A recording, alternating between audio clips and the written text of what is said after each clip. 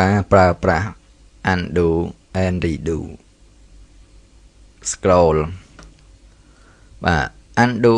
and redo គឺសម្រាប់កំណត់ឲ្យការងារត្រឡប់ថយក្រោយឬបន្តទៅមុខ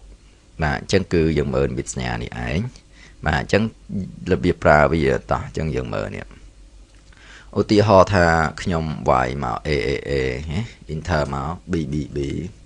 បាទ enter ទៀត CCC enter ទៀតមក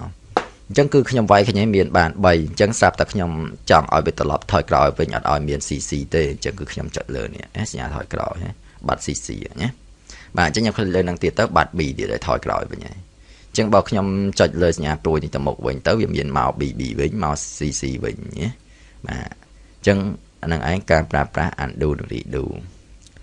បាទអញ្ចឹងមួយទៀតយើងមើលនៅក្នុងមេរៀនបន្តទៀតគឺនិយាយពី scroll bar អញ្ចឹង scroll bar ហ្នឹងគឺសម្រាប់ទាញមើលទំព័រឡើងលើឬចុះក្រោម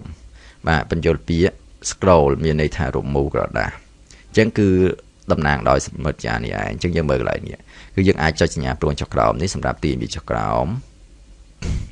និងយើងចុចសញ្ញាព្រួយនេះសម្រាប់ទាញវាឡើងលើអញ្ចឹងយើងលឿនគឺយើងអាចคลิกអាហ្នឹងឲ្យជាប់អូសឡើងលើឬអូសចុះក្រោមតែម្ដង